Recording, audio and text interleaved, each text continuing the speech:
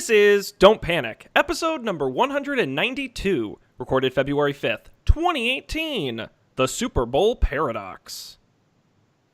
Hello, everybody. Welcome to this episode of Don't Panic, the technology podcast on gadgets to the internet. And as you know, I am Sean J. Joined as always by my two co-hosts, a couple of guys who didn't see their shadow on Groundhog's Day because they're vampires. It's Colby Rabideau and Dan Miller. I don't know. Do vampires have shadows? They don't have reflections.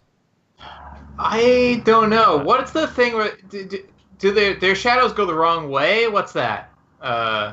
Is that vampires? No, I think that's just like the opposite time of day when the sun's on the other side. No. It's when the shadows go towards the God. I gotten already. We're only 3 minutes into the show. Stellar. So I'm on a podcast with two Patriots fans. I feel like that's I got to address the elephant in the room here. Yes, that they remain the greatest team of the 21st century. Yeah. It's true. You're not wrong, Dan. I'm not going to disagree with that point you just made.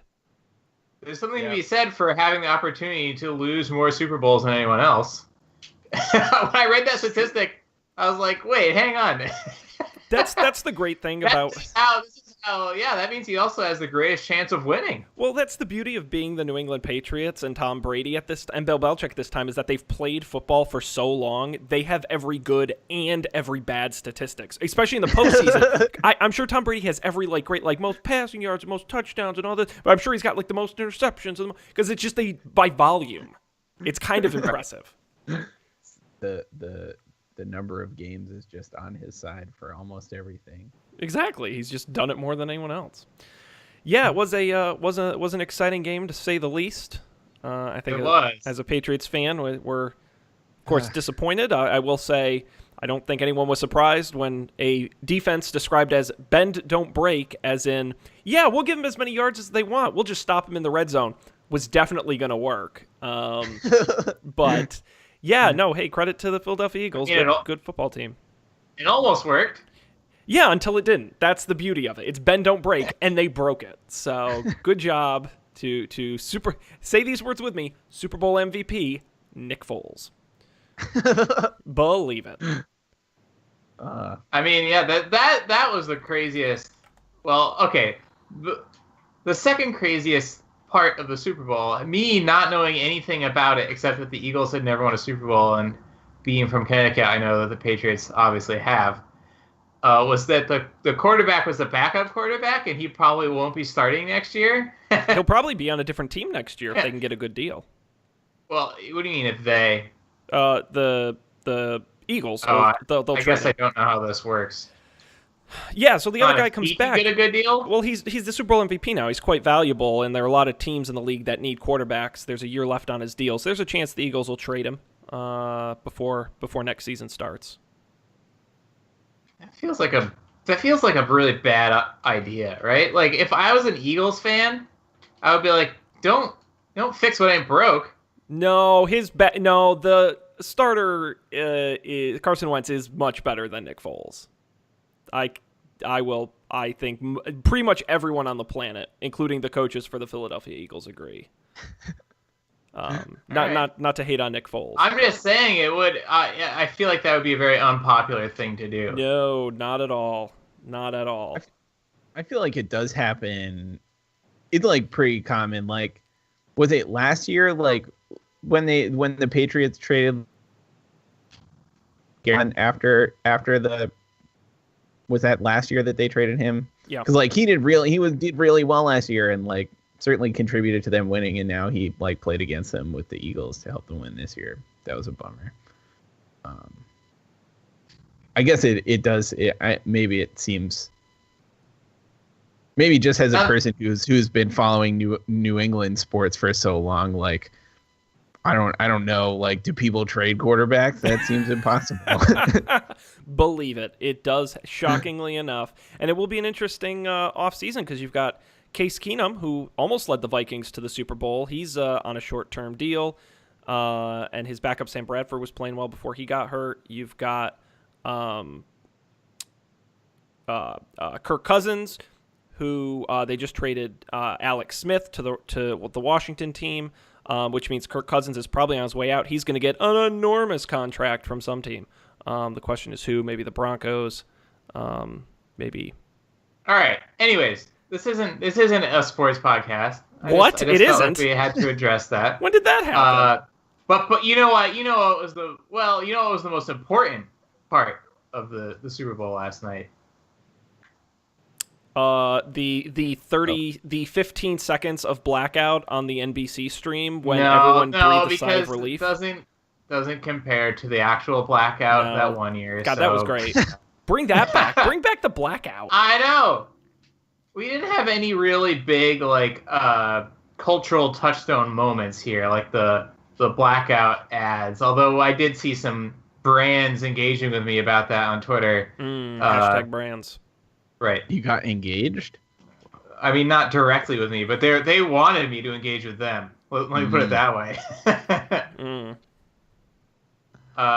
No, a new Star Wars movie in May. Didn't we just have one? What the hell? Dan, get used. It's gonna be like Marvel. You're talking 2 to 3 a year. Get used to it. No. So one thing I learned, I didn't know the next Avengers movie was gonna have Guardians of the Galaxy in it. Yeah, they're joining the team. This summer is going to be bonkers with movies. I'm warning you. Wait till we do the Summer League on Up for Debate because it is like blockbuster goddamn explosion time. It's going to be nuts. Like, I'm not even, like, seriously, every big franchise has a movie coming out this summer. Wow. Yeah. The only thing I'm missing is, like, the third trilogy attempt at some Tolkien franchise. And then we'll be good. I mean, when are they going to put the Silmarillion down into movie form? Well, not to bog us down. Well, not to make light of the fact, Dan, but today New Line Cinema just announced a new deal with Peter Jackson, a 9-part movie series recreating the history of the elves in the Silmarillion. I'm just joking. Yeah, I think. I can tell. I don't know what's real anymore. It's 2018. It doesn't matter. Believe it. No, but just very quickly, this summer, Avengers: Infinity War, Deadpool 2, Solo. We're talking Ocean's 8, the reboot, The Incredibles 2. I'm just doing sequels, by the way. Jurassic World: Fallen Kingdom. Let's see. Now that's just June. July, Ant-Man and the Wasp is coming out as well. The new Mission Impossible movie. Apparently there's a Mamma Mia sequel, which I didn't know we needed. What's it called? It's called Mamma Mia: Here We Go Again. That's got to be a joke. That can't be right. Box Office Mojo, you're making shit up. Let's see. What else do we have? Wait, that's a pun thing from the song, right? Yes, it is, but it's like that's the most predictable thing I think I've ever seen. But anyway, the list goes on. I won't bog us down. But yeah, it's gonna be a fun summer for sure. But anyway, Super Bowl. Yes, we saw it. What did you think of and then the full trailer came out today. I don't know if you've had a chance to see it. Yeah, I mean, I'm excited. It looks good. Well, the reason I was so surprised is because Rogue One came out in December. I thought it was a once a year in December deal. Every Star Wars movie since the prequels has come out in December. Well, wait, when did Rogue One come out? In December. In December. Oh, that's right. It was they've all been Christmas things. Yeah. So actually, this will be the longest we've gone since, 2014? Without a Star Wars movie. This 2018 to 2019 stretch. Well. But, yeah, that's all I had in the Super Bowl. I thought the Stranger Things Sheriff guys commercials were really good. Yeah, that was it. It took me... I could not figure out what that guy was from. And then finally today, someone was like, oh, it's the Stranger Things Sheriff guy. And I was like, oh. Yeah, I thought there was an okay mix. I was hoping last year was a one-off. I cannot handle any more of the cheesy, inspirational, like patriotic, diversity, Ads. I can't. You don't want Martin Luther King in your truck ad? Jesus Christ. I didn't see that one. It was did you see the remixed version that was going around today? No, so someone took the ad but overlaid different audio of Martin Luther King talking about the dangers of advertising. And he's literally like, they tell you what car to buy, and they tell you what lipstick to buy, and it's awesome. If you get a chance to see it, it's spectacularly funny. But no, there were so many of those, and it's like, oh, people of color and people in wheelchairs can drink Coke together, and I'm like, no, I want funny Super Bowl commercials back. Did you guys see the Crocodile Dundee one for the Australia tourism? I thought that was very clever. Tide, of course, I think was the big hit this year. The Amazon Alexa Tide one. Killed it. Did you see the Amazon Alexa one with all the celebrities? I like the Alexa one. Yeah, although I only knew who Gordon Ramsay was. Well, you know who Anthony Hopkins was. Oh, yeah. And I knew the Westworld guy. Yeah. I forgot that he was at the end. That was it. And I feel like I was missing half or more of the other celebrities. Yeah. Gotta catch up on your pop culture. I don't know. It's fair. Jeff Bezos, you knew Jeff Bezos. Caught up than I've ever been. I did catch that.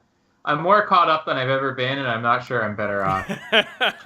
That's brain space that could have been used for something else. Right. For sure. Yeah. Yeah, it cool. was a fun, and the halftime show, of course, Justin Timberlake, JT, put on a perfectly fine performance. I was pretty disappointed there were that it was just Justin Timberlake. I've grown accustomed to surprise guest. Right. They had marching tubas. I thought that was pretty cool. That was neat. Yep. See marching tubas in the Super Bowl very often. The kid was a big hit with his Googling who Justin Timberlake is. Yeah, the meme. He's a meme now. Yeah. Can you imagine? Congrats, kid. You did it. Overnight celebrity. Get your Ellen shows lined up. He was on, I think, Good Morning America today. Are you kidding me? Yeah. And I only saw it. Was that like a setup or was that just random? Supposedly, they say it wasn't set up. But what I loved was that they had the screen grab of the kid on whatever Good Morning America, and then beneath him it said his name, Kevin or whatever his name was. And then was he actually on? Yes, he was.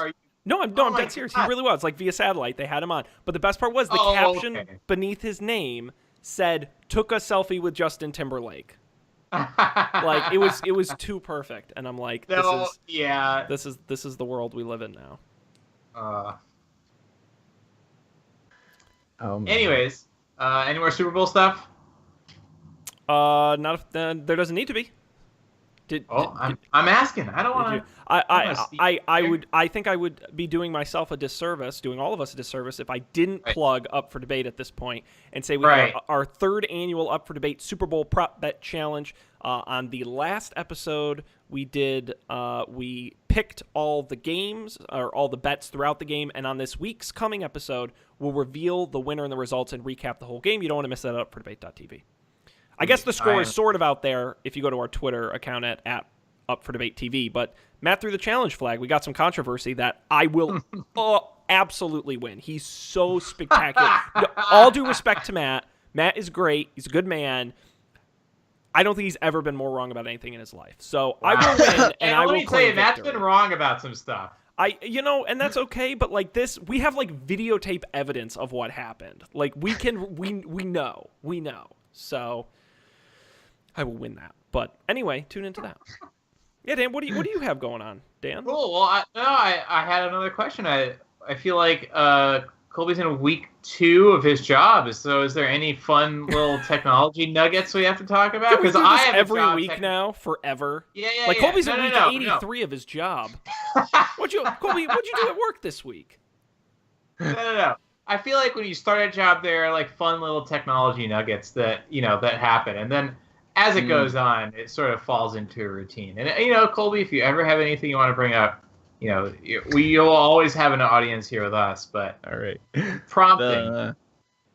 Well, I did last week. I updated the software on one of my dongles. That was fun. I had to restart my computer to update the software on my dongle. Yeah, that was weird. This is Um, those Apple USB-C to like multiple thing adapters, right? yep. Yeah, Yeah. it's like USB A and HDMI and like one other thing, and I had to software update it. Uh, Did you decide on a phone? One thing that no, I haven't decided on a phone. Okay. I don't know like what to do. Anything we Like- can help with? Well, it's like one problem is I don't know what the exit strat. So on the one hand, like it'd be great to just not pay for a phone. Now, are right? you Like- sure that's what this is about? Because normally when companies offer you a phone, it's specifically for like company use. Not always. I mean, No, they're not going to prevent you from doing like Google searches on it or whatever, but From talking to my coworkers and my manager and stuff, it seems like they all use it as their personal phone. And I like see. there's like all kinds of instructions on how you like transfer your personal phone number onto their like plan and stuff. So it seems like an option. I mean, okay, then I Like would you say can also just get a phone and have two phones. right. I would say you should definitely do that then, because like it's going to be some amount of work if you leave or more likely are fired to Yeah. Brutal. to convert the number back. But I'm sure it must be possible, right? And in the meantime, you save like $1,500 or whatever. It's money in the bank. Right. It's It is Is that more than a Bitcoin at this point? not quite yet. Not quite yet. It depends on how long it takes me to get fired. Clock's ticking. Clock's ticking. Yeah, and then so the other question, like if that's what I'm gonna do, the other question is, I don't know what the exit strategy for my like Apple upgrade program thing is, because that's not. I don't know if I can take my phone, and even if I could, I probably wouldn't want to, right? Like maybe I can just return it to Apple and stop paying them. I don't know how that works actually. Yeah. I just never considered that someone would be Would give you a phone. yeah. I look. 'Cause I could get the same phone. I'll Ouch. rep for two phones. Or you know what? Yeah, I think I know where Sean's going with this. You find someone who wants an iPhone 10, and they just pay you the fee that you're paying. That's true, but then I'm on the hook. Like it's like a loan. It's like on On my the credit hook. report. Oh, Yeah, it's a loan. It's Yes, like a loan you someone have to you pay trust. back. So someone I trust a lot. yeah. Yeah. Maybe we'll give it to a lucky fan. If you out there would like Colby's iPhone 10, don'tpanicshow@gmail.com. It's Colby's iPhone giveaway. He's giving it away. First person to Used call by in. Colby Yes, for months. Lightly he'll sign used. the back, even the front if you want. That's fine too. Oh. Yeah, so I don't know what I'm gonna do. I'm overwhelmed with choices. Like there's insurance choices. I'm also like, this is a thing that you're reminded of every couple of years, but like websites for that stuff are so bad.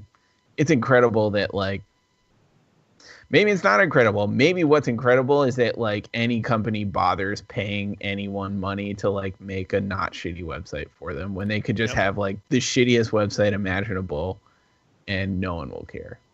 I don't know. I Well, that's the beauty of not having competition. care. Right. You don't get a choice. If you want that free phone, you're using that fucking website. Yep. All right, that's Yep. it. Oh yeah. Here's my this is getting deep. This is going to be boy. a deep Diving down. technology complaint. So I had heard all these rumors about High Sierra sucks. It's so unstable and like, until I started this new job, I had no reason to suspect that. Like, it had always worked well for me. No problems. And I think I maybe mentioned on the show that I had this like crazy problem where I did like a software update and it took forever to turn back on, and I was terrified that I broke it. I didn't want to do like a hard reset.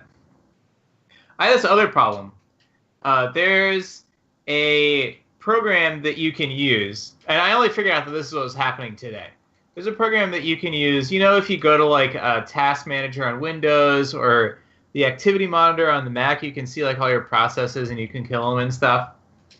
There's a command line version of this called htop, which I use because it allows you to do cool stuff and like, do some more sophisticated things.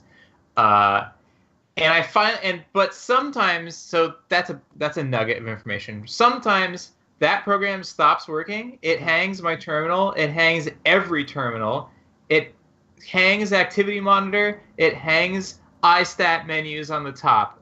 Everything stops. The rest of the computer works fine. Anything related to listing processes and interacting with them in any way just stops. And the only thing that fixes it, and if I try to restart the computer, it hangs forever restarting, probably because it's trying to list some processes.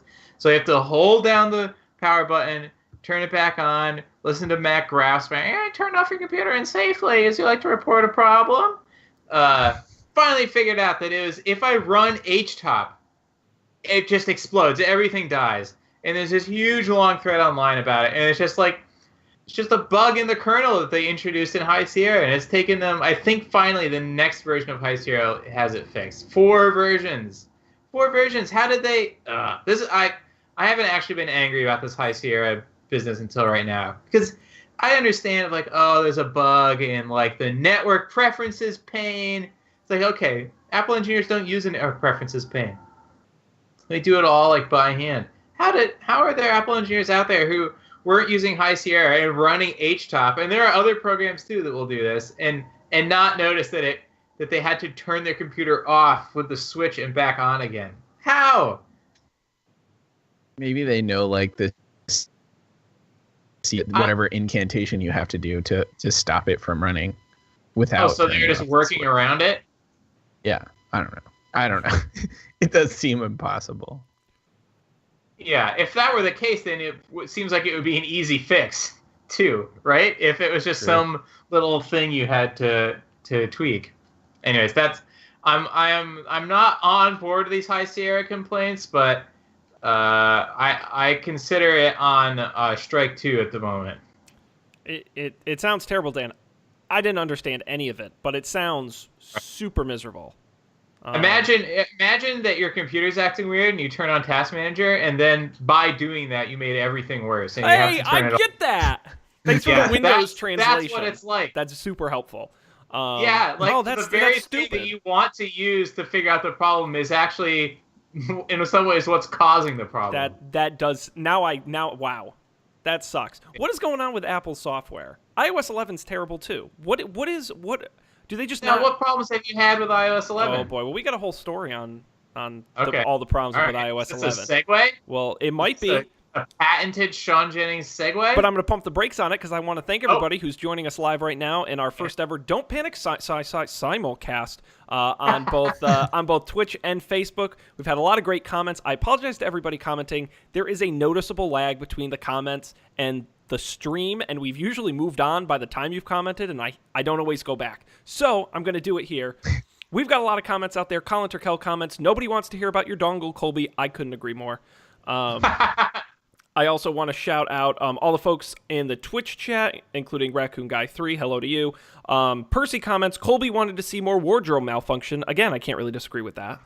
And that was sort of the first. That was the first Super Bowl I remember. The wardrobe malfunction. Yeah, but I didn't remember that Justin Timberlake was there at all.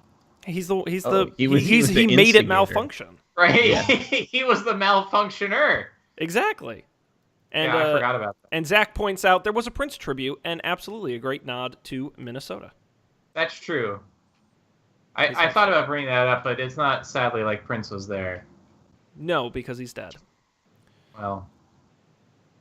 Anyhow. No hologram, though. Just a good old-fashioned sheet projection. Yeah, keeping it simple. Keeping it simple. So thanks everybody for joining us. Twitch.tv/Don't Panic Show or Facebook.com/Don't Panic Show on Monday nights. Let's move into the stories, guys. Where would you like to start? We've got quite a collection of tales here. For us Let's roll into the iOS 11 news. Let's roll into the iOS 11 complaints. rumors, perhaps. A report on Axios claimed that Apple's next major iOS update, that would be iOS 12, will focus on reliability and performance over flashy new features. The shift priority apparently comes from Craig Federighi, Senior Vice President of Software Engineering at Apple, the guy with the great hair, who recently announced the new plan to employees earlier this month. According to Axios, a redesigned home screen, updates to bundled apps like Mail, and an improved picture-taking process have all shifted to next year's update. There will be some new AR and health features this year, but that is about all you'll see. They're going to focus instead on bugs and software issues. Cool. Yeah. See, I haven't had that many problems with iOS 11, so I don't really feel this pain. I would believe you if other people say that they do. But I don't know. The new home screen sounds pretty cool. I'm disappointed that I don't get new camera features, but I'll be fine. I'll live. Wait, what's the new home screen? Oh, they didn't really get into detail. Just a redesigned home screen. Gotcha. I feel like the only problems I've had with iOS 11 have been like crashy apps, which is one would think is not an Apple problem, but you never know. I guess. Right. I have had weird rendering issues with OS elements, where things like will like be just weirdly shifted off center and just yeah. Now I have a question for you guys. I think there's a feature where like you can do something to get the keyboard, the Apple keyboard, to like sort of shift to one side of the screen. I think you can reach it better. Yeah. And sometimes I do that, but I don't know how. Oh, I don't know how to do it. I was going to ask you. Yeah, that was my question. It must not be that intuitive if you're doing it accidentally. Right, or maybe it's so intuitive. It just knew you wanted the keyboard like it's reacting to your thoughts. Like, man, Colby's really stretching for this back button up here. It's using Face ID to look at the strain in his eyebrows. He's like, what? To be fair, it's never happened when I needed it to happen. It's always been like I wasn't looking at my phone and I look back to it and all of a sudden the keyboard has like is shifted over to one side. I don't know. Yeah. I've mostly heard, I wouldn't say my experience has been terrible, but also they always just roll out so much new stuff all the time, it seems, in the last couple iOS updates. And stop for a while, I guess is my point. Like, I guess just in terms of like, I guess adding features is okay, but like redesigning stuff, they need to stop for a little while because they keep changing where stuff is. And some of the gestures and some of the like where you swipe, what it does, and like I catch up pretty quick, but they've done it in every one of the updates for the last couple. So ever since was it iOS 7 was the big graphic overhaul? I swear everyone since then they've just kept messing with it time and time and time and time again. Like just one revision, just give me a break, 1 year off. Now if they adopted the like every 2 years thing that I don't know if Macs are still doing this, but I guess they are. Like you had lion and mountain lion and leopard and snow leopard and all that stuff. Would that make you feel better? If you knew it was every 2 years? Well, if it were just certain parts, like I'm looking at this, like redesigned home screen, I don't need, like my home screen is getting the job done. I'm sure the new one's better, but like but then you talk like updates to, the Mail app is kind of terrible, I think. I don't think it's very good, and it doesn't work right. So focus on that kind of stuff. Like, don't change where the menus are. That's not the problem. I need a Mail app. I know. I think that's unfair. Like, I think the new gestures on the home screen are better than the way it was before. It's different, but better. But the problem is if you only allow yourself to make changes that are better and new, then you end up with a bunch of, like, clunky shit 5 years in that now is even like more entrenched. I agree with that. Don't the don't Windows Start menu. Oh boy, remember Windows 8? No, you don't. I wonder why. No, right. But if the start menu had only been like a Windows 95 thing and then a Windows 98, they're like, yeah, we think that was a good idea, but now it also has these things. It wouldn't be like Windows 8 coming out, 15 years later. Yeah, but my beef isn't with the change. My beef is with the speed of the change. I think a new Windows version comes out every 3 years. I don't need an iOS them to move shit every year on me. That's really my beef. Is like I don't mind that they try things and change things, but don't do it at the speed at which they're doing it, I guess is my point. Or just fix all the shit that's broken, and if that also include focus on the broken stuff first before doing the redesign stuff. I guess is probably the best way I can put it. Like make the mail app not shitty and then change the home screen. Like that's a good priority order in my mind. Mm. That's it. I'm done yelling. For this story, I will not say for the whole night. Do you guys have any Nope. themes on this? Okay. Grapes. Okay. Well, then we can roll on to more stories. What do you guys see here? That's. Oh, I have a bone to pick with you. Oh no! Not this again. This Hawaii story. Yes. You did the one thing you can't do, Sean. And what is that? I'll explain it to you. Oh no! First, tell the viewers at home about the story. Follow up. You may remember a couple weeks ago we talked about the story of the accidental alert sent out in Hawaii that there was a missile incoming, but there wasn't. It was only a drill, except it said it wasn't a drill, and that freaked a lot of people out. A preliminary report has been released this week from the Federal Communications Commission detailing the events leading up to the false missile alert. Now, initial reports claimed that there was confusion in the software that ran the alert system, that the user meant to click not a drill, and they accidentally clicked that it was for real. Turns out that's not necessarily the case. I'll try not to overcomplicate it, but the way it worked is they have different shifts. They have the midnight shift, and then they have the day shift. And the midnight shift supervisor decided to run a spontaneous version of a missile alert drill as the teams were shifting over to test that in the confusion of changing shifts, they could still execute on a drill. The problem is that supervisor did not tell the day shift supervisor that they were doing it at that time. They said they were going to do it. The day shift supervisor assumed it was only for the midnight shift people and then did not tell the day shift people. Now, that's one part of the problem. Part of the script does say exercise, exercise, exercise, and then it says this is not a drill. Problem is, apparently the person using the computer did not hear the exercise, exercise, exercise part. They only heard the this is not a drill part and assumed it was for real. And because they hadn't been warned that there would be a drill that day, they legitimately thought it was real. And there was no confusion in the computer system. When they sent the alert, they truly believed there was a missile incoming, so that early report that it was sort of a user interface error turns out not to quite be the case. Now, of course, they're basing this largely on the sort of not testimony of the person who did it, so, take that with a grain of salt, but this is what the FCC has put out, so.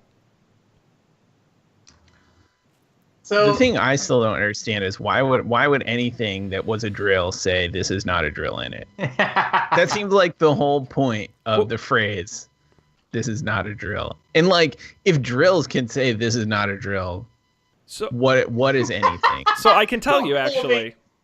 So it says the recording included language scripted for use in an emergency alert system for actual live missile alerts. So they want you to hear what you would hear in the event of, I agree, you're just asking for trouble. But I mean I get it from that perspective, but maybe I don't know, just maybe that part could be different. Again, I don't know. This is not my area of expertise. I would just like to imagine Colby was in the bathroom when the alert started, so he didn't hear, guys, what's going on? Oh my God, there's a missile coming. Colby, I think it is your area of expertise, actually. So if you were tasked, and so here's how I disagree, and yeah, I think this was your pick that button, Dan. Yeah, this was your editorializing on the story. My fun comments in the spreadsheet. Yeah, your term. It wasn't bad design that nearly ended Hawaii. It was good old-fashioned human error. And even in your explanation, you admitted it wasn't human error because like the guy who pressed the button thought that it wasn't a drill. The people around him thought it wasn't a drill. So everyone would press the button in that situation. No, right? so that's no. Hang on, let me back up. Maybe I wasn't clear. No. But so you're saying, it was the fault of the supervisor or like the supervisor who ordered this drill, who then failed to communicate it to the two people because they were doing something unusual and doing it on the boundary of the two shifts. Yeah. Is that what you were gonna say? Well, I was also going to say though that according to this report, only the person using the computer to send the alert thought it was real. The other people heard the exercise part and knew it wasn't. Oh yeah, exercise. so I was going to ask about that. What heard what?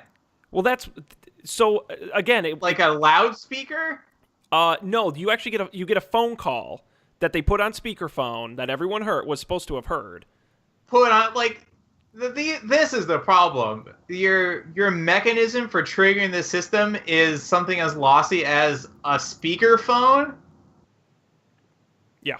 Is it just a phone number? Could I prank call it? Like, what is this? Probably, yeah. Isn't this supposed to be like some like NORAD? It's U.S. Pacific Command is the one who would call Hawaii. Yeah. To let them know. Call them? Yeah, on the phone, on the speaker. Yeah. How do they verify that it's the right person? Maybe it's a special phone.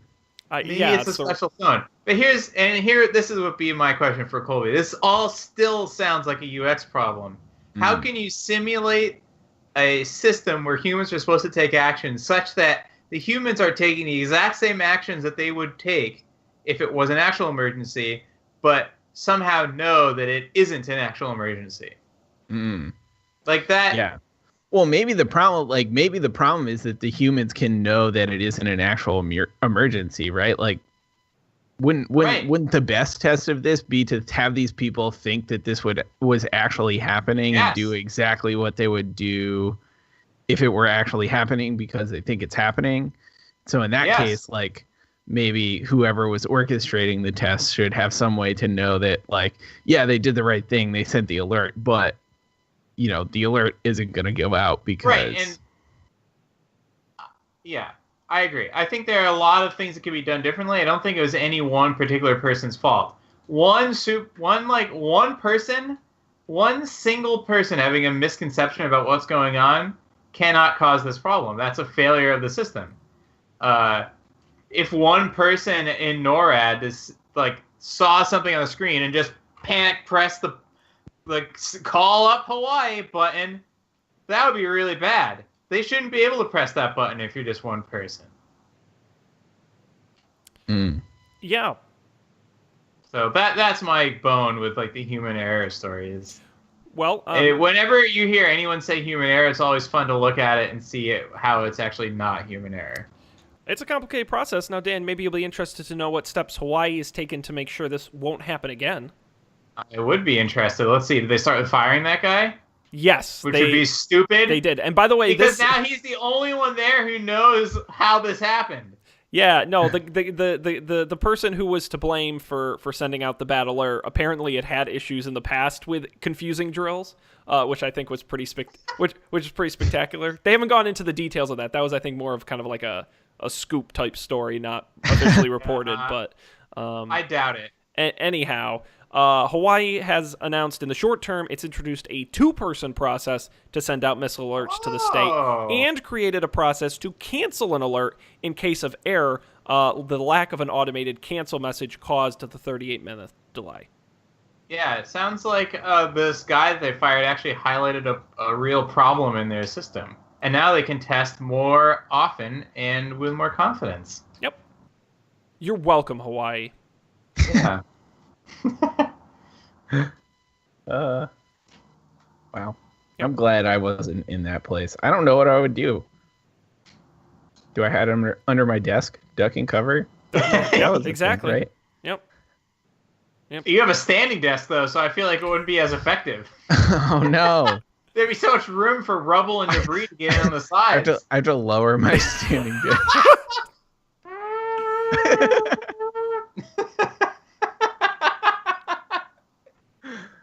Oh no. And Yeah, if that happened in a tech office, they'd all be going off at the same time. Just a chorus of little 8-volt motors.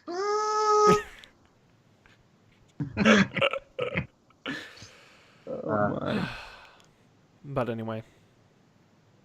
Indeed. Only a drill. All right. Let's see what else we got here. Story time. Hashtag story time.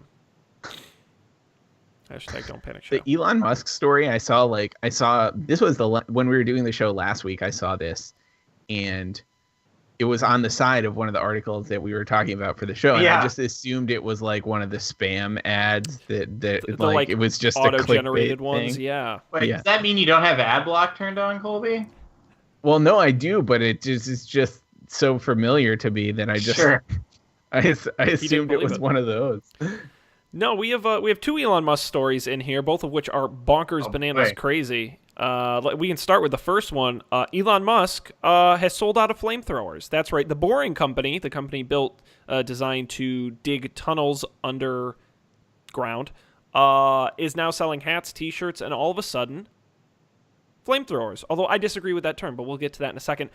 They sold 20,000 branded flamethrowers throughout the week. The last one sold. They were on sale for $500 a pop, so that's about $10 million in about 100 hours. Buyers will also receive a complimentary Boring fire extinguisher. Elon Musk has been tweeting about these like crazy. He's been having a real hoot about it.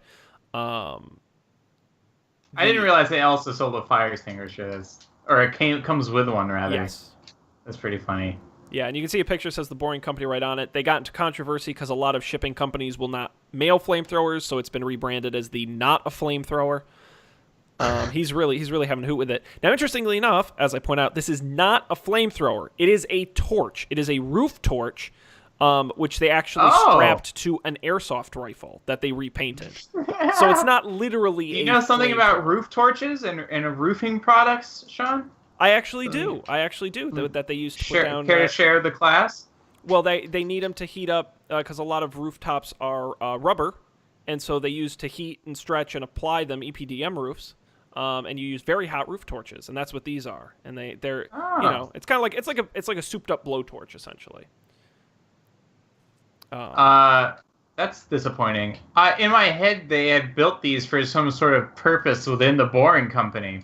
No, I think if I understand it correctly, maybe if someone watching live knows more than I do, I think it just started as like a joke because Boring Company, they were selling hats and T-shirts and stuff, and that was like the big. And Elon Musk was like, if we sell so many hats, I'll sell a flamethrower.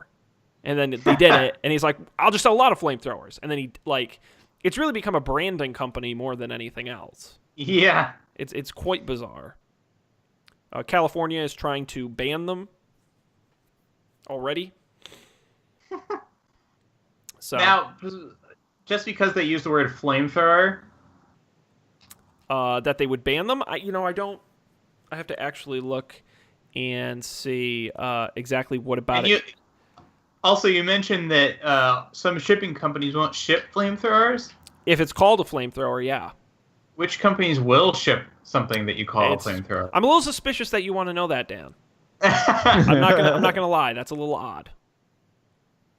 I don't know what you're planning to buy. Can we get some branded with Don't Panic on them? If we could make something ridiculous for Don't Panic, what would it be? A Gatling gun. I'm thinking... Or a Tommy gun, one of those old-fashioned, like old-timey mobster Tommy guns. That would be like pretty Don't cool. Panic on the drum magazine. Yeah. That's a really good idea. Yeah, my first thought was personal submersible. We would call it a permersible. A permersible. A permissible permersible. Yeah. Get permission to take your personal submersible. I like that. That's like that.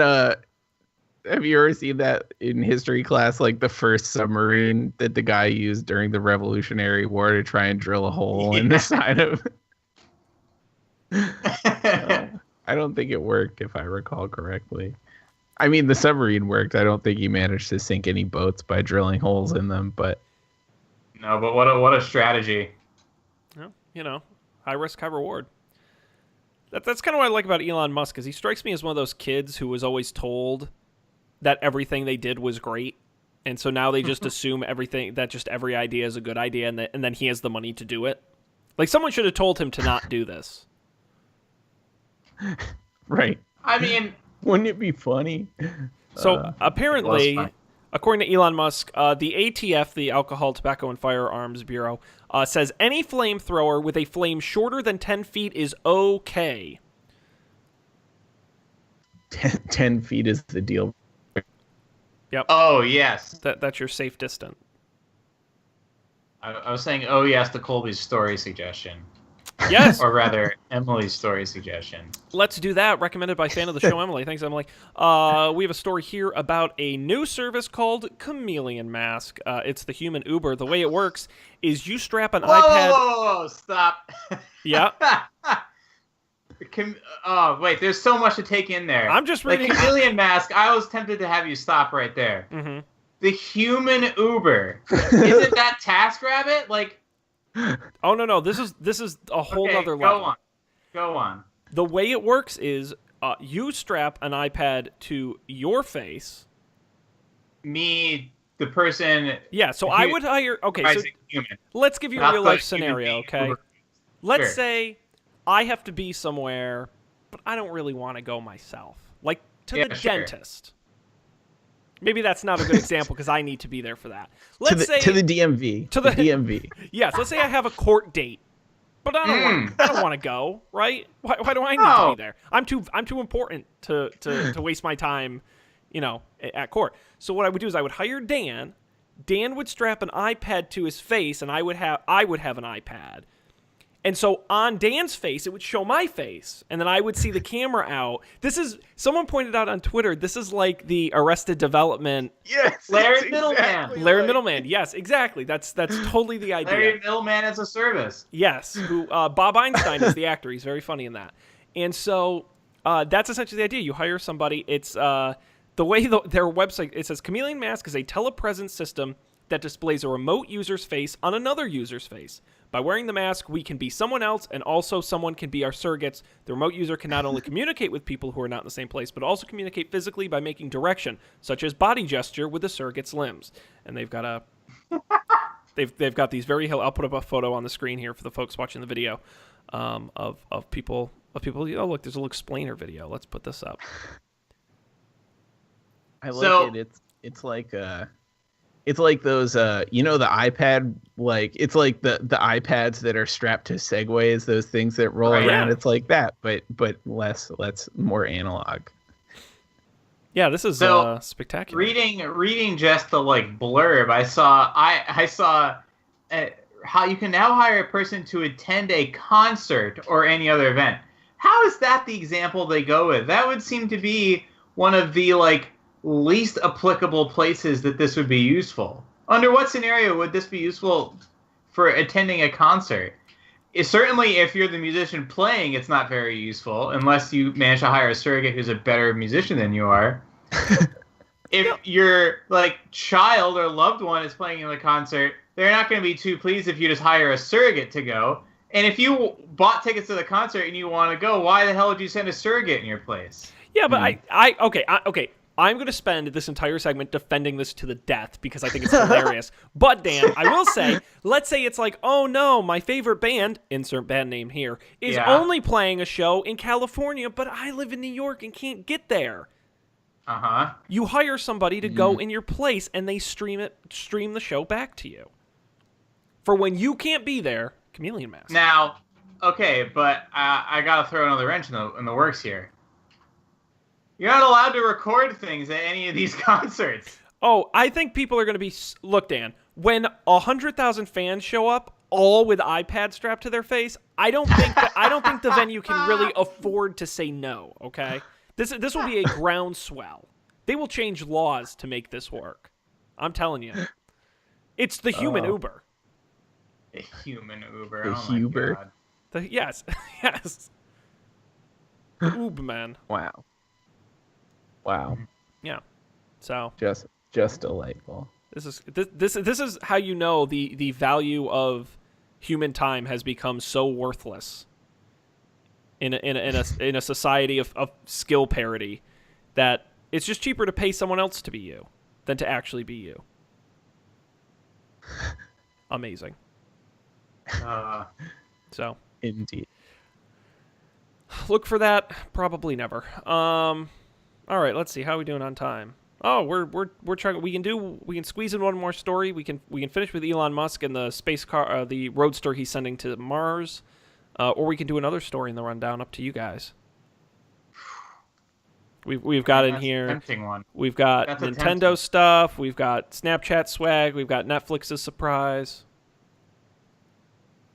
I feel like we have to talk about the other Elon Musk story. Unless Colby, I feel like I've been suggesting all those stories, so you should veto me.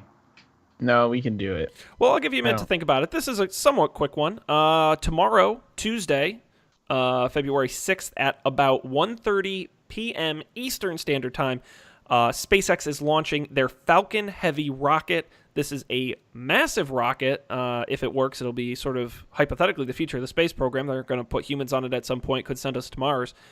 This is the first one they've ever tried to launch. And as part of that, Elon Musk, again, just having fun with it, just keeping it loose, keeping it light. They've decided they're going to strap a Tesla Roadster to the front of the rocket. That will be the payload. It'll be in the place where like a satellite would be or the crew cabin would be. And the way it will work, and there's this dope animation that I'll put up on the screen here for the people watching the video. It's kind of amazing. I'll skip ahead to the part where they'll jettison the boosters, and those will land back on the landing pads if they tested a number of times. But the way it'll work is the cap will come off the rocket, and shooting into space at the front of this rocket will be literally a Tesla Roadster strapped to the front with a test dummy in it.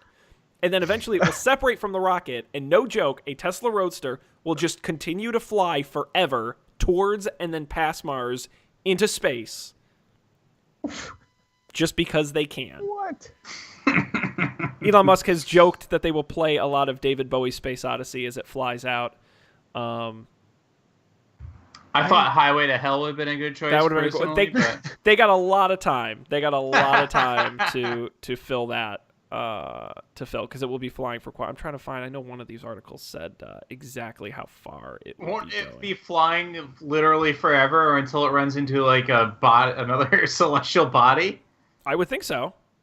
Yeah. Okay. Guess so. Just checking my science on that one. I think that's going to be quite a long time. Yes, it's not. He says it's not going to Mars. It will instead be. God, it's terrible. And given like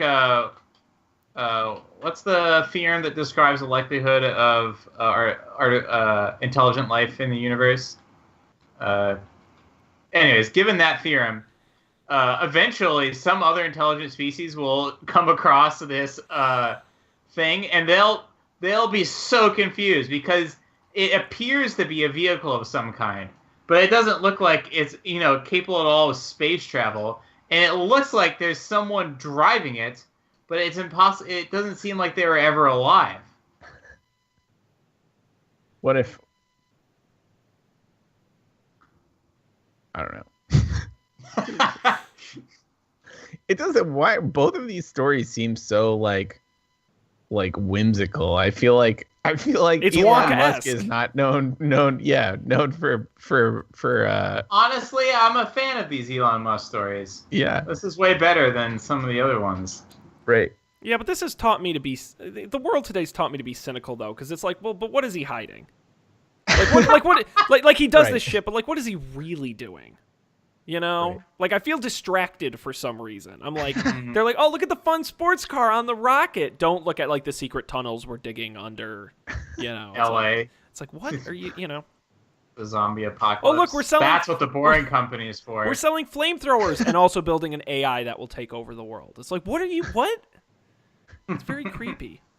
Now that's called vertical integration, because when the AI does, go for the takeover, they're going to need some weaponry. And they're going to need use the some boring company tunnels flame. to get around. That's right. And then they'll get in And their then once cars they- and shoot off to Mars. Yeah. It all makes once sense. they conquer us, you got to go for Off the next to the thing. rest of the universe. Yeah.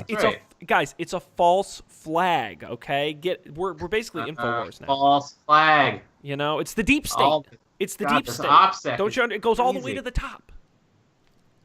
It does go up to the top. Lord.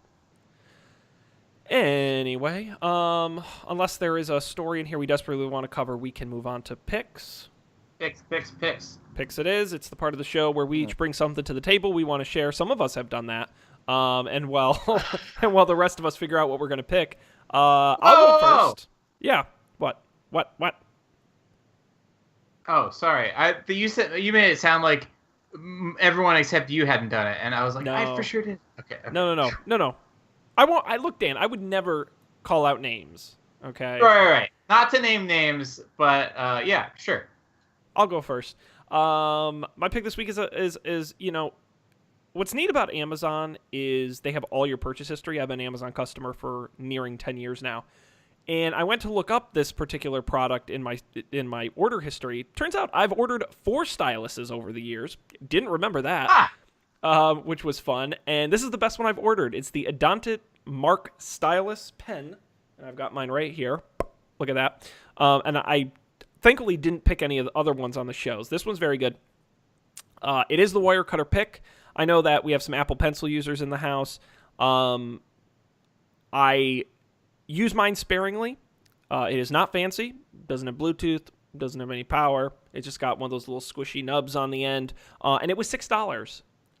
And it's really fantastic. You really, for like an average sort of generic iPad user, I really fell in love with it. I was using it during the Super Bowl last night to keep track of all of the up for debate bets, and it was working. I was just taking notes and Notability, which was awesome. And it's just a really good, very simple stylus. And I think you'll find you use your iPad in different ways when you have one. So if you never tried a stylus, $6, you can't really go wrong. It's available on Amazon now. The Adonit Mark Stylus. It's the wire cutter pick. The link to it will be on our website. So a bit of I would say a no-brainer purchase. If you own a tablet, this is good. I bring it to the supermarket with me, and I use it to mark off stuff on my list on my phone. So, because I'm crazy. That's very normal and not nerdy at all. No, totally. People don't stare at me. Almost never.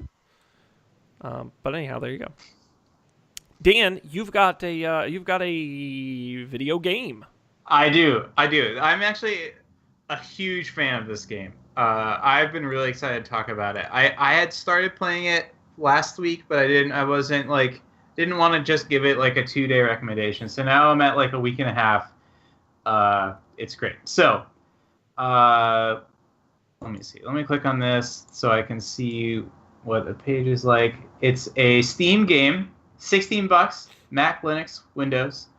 It's a card game. It's so simple. If you like Hearthstone or some of these other like I don't know what you call them, computer card games where the fact that it's computerized, crazy things can happen, then you'll really like this. And Colby, I'm excited to tell you about this because there's no multiplayer. It's not designed for multiplayer. It's what? Yep. So here's the premise. You start on a map. You can pick on where on the map you start, and you move along this like path, and you fight little battles. So there's like merchants and treasures. You can like go to campfires and rest, and then there's like weak enemies and strong enemies. And you just want to go as far as you can. It might go forever. I don't know. I haven't got anywhere near the end. You can pick between 2 decks, starter decks. You always start with the same ones.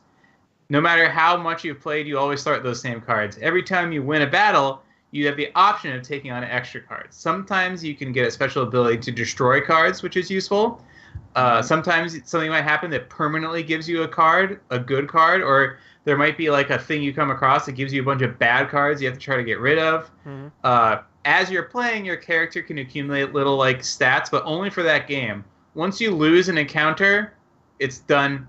You gain like experience, which unlocks more cards into your card pool, which can show up the next time you play the game, but doesn't affect the next game at all otherwise. You start over again from scratch. So it takes like, depending on how, for me, I've only been able to play for up to a half hour before I lose. Sometimes only 15 minutes. It's a lot of fun. And it seems like the strategy of building the decks is built a lot. In a lot of these card games, the really unfair decks are sort of patched out because they're unbeatable. But the point of this game is to like, okay, I just have to keep drawing cards until I get like these cards in my hand at the same time, and then I have like infinite damage. but then you'll fight creatures where they'll say you can only draw one card a turn. Mm-hmm. So like even the broken decks, you'll fight creatures that mitigate their brokenness. So it's all about building your deck as you go through the level. It's super low risk, and there's no DLC or loot crates or any of that crap. $16 gets you the whole deal. So check out. I didn't even say the name. Check out Slay the Spire on Steam. It's great. That sounds cool. Neat. Available for Mac and Windows via Steam. Not too bad. You're a big fan of the card. Yeah, I still play Hearthstone, but you can't really play it online without investing a lot of time and, more importantly, money into it. Whereas this one, you get all of the fun of like the Hearthstone modes where you get random cards, but you can do it as much as you want. It doesn't. You don't have pressure to do well. You could just, if you like really screw up in the third like battle, you can be like, oh, screw it, I'm just restarting. Mm-hmm. It doesn't cost you anything. Neat. No, check it out. Slay the style? The Spire. Oh, it says style. You still got the stylus in your head. Oh, did I misspell it? You had the stylus in your head. I had the style in my head. I probably did have a stylus. I was looking at Sean's. All right. I don't have a pick. I'm ashamed. You're just bypassing? Have we ever done that? Yeah. I've done it. I've definitely been that guy before. Okay. Works for me. Do you want to pick like? I still think my favorite pick of all time was when you picked the weather. So if you just want to pick something, just what anything in life. Your groove going lately? You do, I was telling Dan. When did you become a tea drinker? Yeah, that's a good. Yeah, you just said you made tea. What are you talking about? I've made. I feel like I didn't. I don't always make tea, but it's not uncommon that I drink tea. I started drinking tea in college with Dan. That's right. But I feel like you fell off of it for a while. You've been drinking tea a lot more ever since you got sick, it seems like. Well, that's what I started doing it again when I got sick, because I was sick, and like that's the thing you drink when you're sick. Yeah.